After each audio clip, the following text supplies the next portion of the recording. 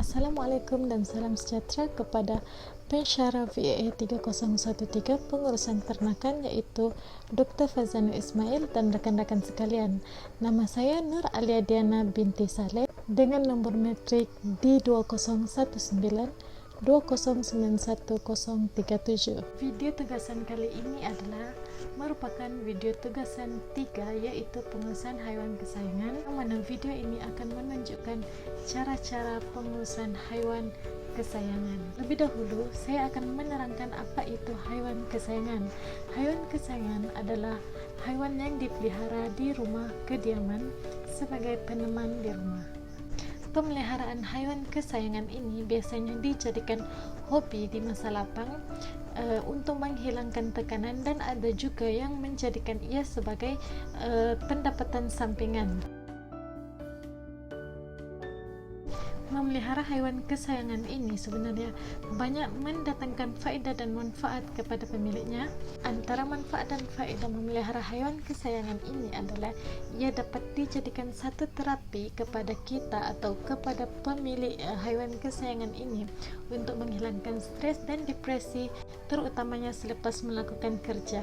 Selain itu, ia juga dapat membentuk nilai kasih sayang terhadap diri kita. Sifat ambil berat terhadap haiwan kesayangan dengan memberi makanan dan minuman, membelai, memandikan, dan membawa haiwan kesayangan ke klinik kesehatan untuk memeriksa kesehatan mereka, dan membawa mereka ke klinik haiwan merupakan nilai kasih sayang yang dapat dibentuk dalam diri kita. Kebaikan memelihara haiwan kesayangan ini juga adalah untuk dijadikan hobi di masa lapang, untuk mengurangkan stres, dapat dijadikan sebagai pendapatan sampingan dengan memelihara dan menjual baka-baka yang cantik itu kepada mereka yang meminati haiwan kesayangan. Pengurusan haiwan kesayangan sangatlah perlu untuk dititik beratkan untuk menjaga kebajikan mereka dan kesehatan mereka. Antara perkara-perkara yang perlu dititik beratkan adalah seperti tempat tinggal, makanan dan minuman, pencegahan penyakit, rawatan penyakit, dan keperluan harian. Oleh itu, video ini saya hasilkan untuk menunjukkan beberapa pengurusan yang perlu dilakukan kepada haiwan penonton. Hai, assalamualaikum semua. Ini adalah kucing saya.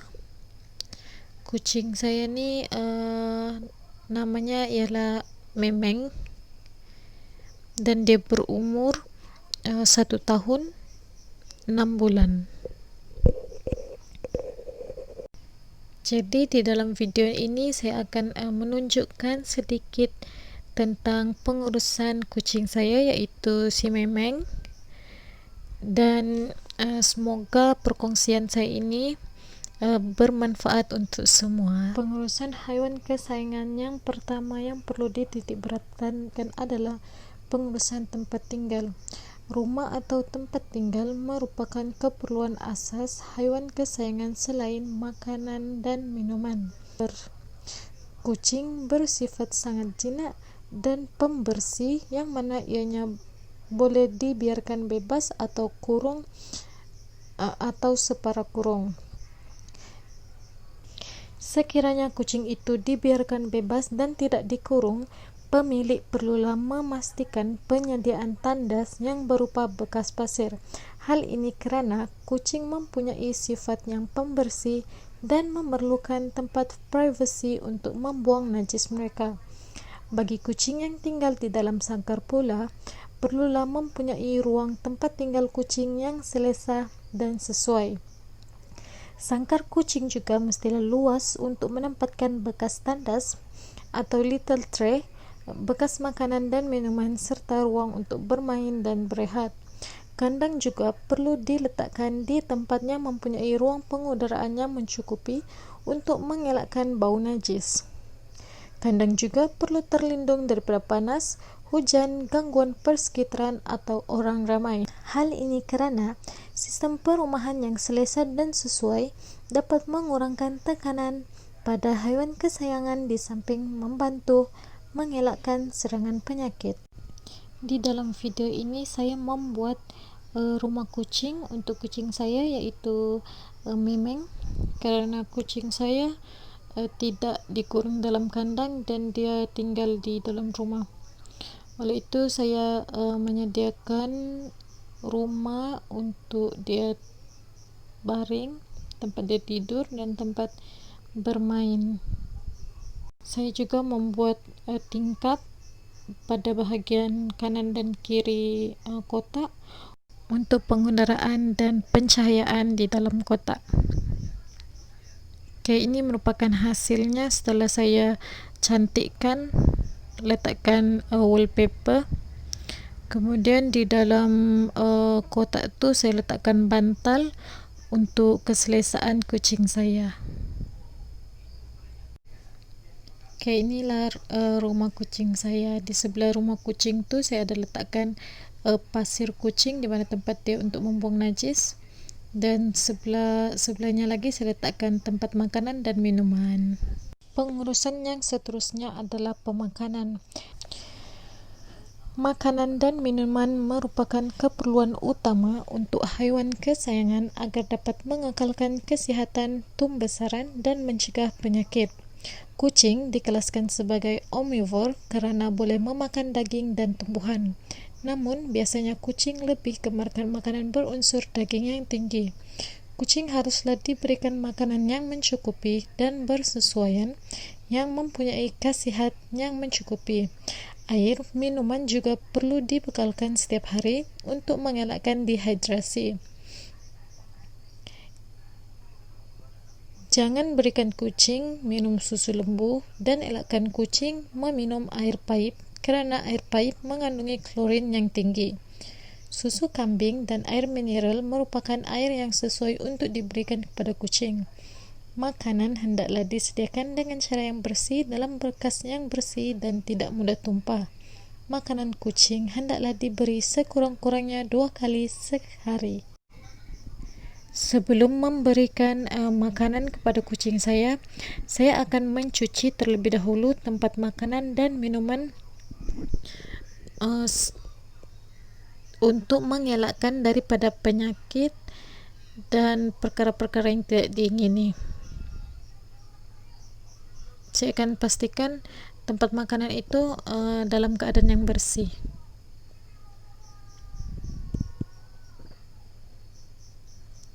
Oke, setelah itu saya akan mengeringkan tempat makanan dan minuman itu dengan menggunakan tisu. Saya akan pastikan tempat makanan dan minuman itu betul-betul bersih. Setelah tempat makanan bersih, saya akan menuang makanan yang biasa saya berikan adalah berbentuk pellet, dan terkadang saya akan memberikan makanan berasaskan daripada daging ikan. Kemudian saya akan berikan kucing saya meminum air mineral. Saya tidak berikan air paip kerana air paip mempunyai klorin yang tinggi dan tidak baik untuk kucing. Pengurusan yang seterusnya adalah kesihatan. Selain pemakanan haiwan kesayangan, kesihatan juga merupakan salah satu pengurusan yang perlu dititik beratkan agar haiwan kesayangan terhindar daripada sebarang penyakit dan masalah kesihatan. Pengurusan kesihatan mestilah dijaga dari kecil sehingga besar. Bagi anak kucing yang berumur seawal 2 minggu, digalakkan untuk diberikan ubat anti cacing untuk mengelakkan jangkitan cacing yang boleh diturunkan daripada ibu kucing tersebut. Hal ini kerana jangkitan cacing boleh menyebabkan kucing tidak mendapat cukup khasiat, merendahkan sistem imunisasi serta kematian sekiranya tidak dirawat dengan lebih awal. Selain itu, vaksinasi kepada anak kucing dilakukan seawal umur 2 bulan dan perlu mendapat suntikan susulan dalam tempoh sebulan selepas suntikan pertama. Selepas itu, perlindungan tahunan boleh diberikan. Vaksin ini sangat penting untuk mencegah pelbagai jenis penyakit.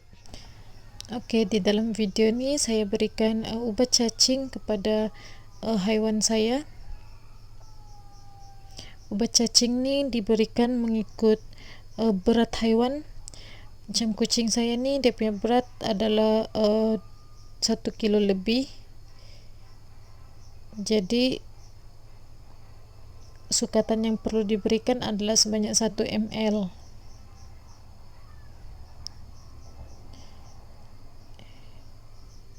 Oke, di sini sangat mencabar karena kucing saya ini tidak pandai diam dan susah untuk dikawal. Jadi caranya kita perlu belai-belai, kemudian baru berikan obat tersebut. Pengurusan seterusnya adalah pengurusan harian. Pengurusan harian ini adalah seperti memandikan kucing, membersihkan kucing, apa-apa yang berkaitan kebersihan kucing. Kucing mempunyai sikap yang sangat pembersih dan sikap yang suka membersihkan dan menghias diri mereka, sehingga membolehkan kucing menyisir bulunya menggunakan lidahnya dengan bersih dan kemas. Namun, kucing yang berbulu panjang perlu dibantu untuk mengelakkan bulu yang kusut dan mengelakkan kejadian hebol. Kucing boleh dimandikan menggunakan shampoo khas, dan kucing perlu mandi sekurang-kurangnya seminggu sekali. Kucing juga mempunyai sikap yang suka mencakar untuk mengasah kukunya. Oleh itu, alat khas perlulah ada untuk kucing mencakar. Pengurusan harian yang pertama saya lakukan adalah memotong kuku kucing. Memotong kuku kucing ini biasanya dilakukan sebelum memandikan kucing, agar apabila kucing dimandikan ia tidak melukakan kita. Semasa memotong kuku kucing ini, pastikan kucing tidak dalam keadaan stres dan pastikan kucing selesa.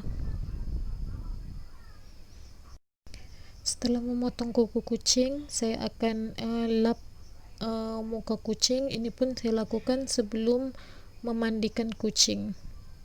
Saya akan lap muka, hidung, dan telinga kucing.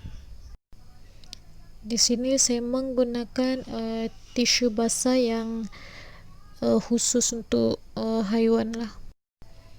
Oke, langkah seterusnya adalah memandikan kucing. Saya memandikan kucing saya dengan menggunakan air suam, yaitu air yang tidak terlalu panas dan tidak juga terlalu sejuk. Kucing akan lebih takut untuk mandi apabila menggunakan air sejuk. Saya menggunakan sabun kucing atau shampoo kucing yang khusus. Di sini saya gunakan shampoo untuk merawat kutu-kutu kucing. Saya akan kemudian setelah mandi, saya akan lap kucing saya menggunakan tuala yang kering. Kemudian saya akan ganti lagi tuala yang tadi itu, karena tuala tadi telah basah. Saya akan gunakan tuala yang kering lagi. Kemudian saya akan mengeringkan kucing saya menggunakan hair dryer. Tujuan menggunakan hair dryer ini untuk mengelakkan kucing daripada selesma kerana bulu mereka yang basah. Pastikan suhu hair dryer itu tidak terlalu panas dan tidak juga terlalu sejuk.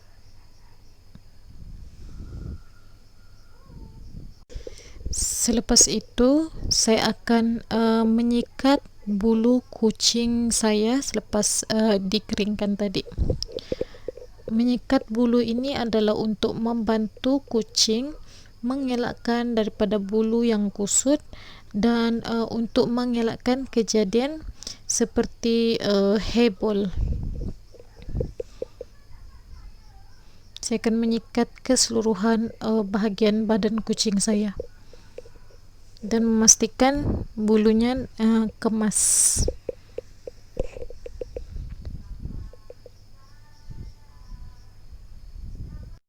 Seterusnya, pengurusan harian yang saya akan lakukan setiap hari adalah membersihkan najis kucing. Setelah kucing membuang najisnya, saya akan membersihkan dengan menyaring najis, kemudian meletakkan di dalam plastik. Ini bertujuan untuk menjaga kebersihan kucing, dan seperti yang kita tahu, kucing sangatlah pembersih.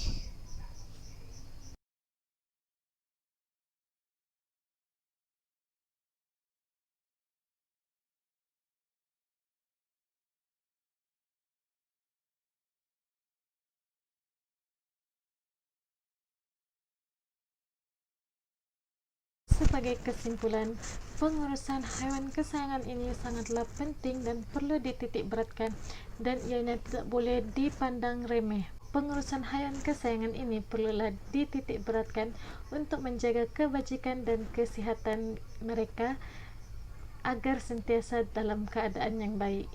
Sekian dan terima kasih.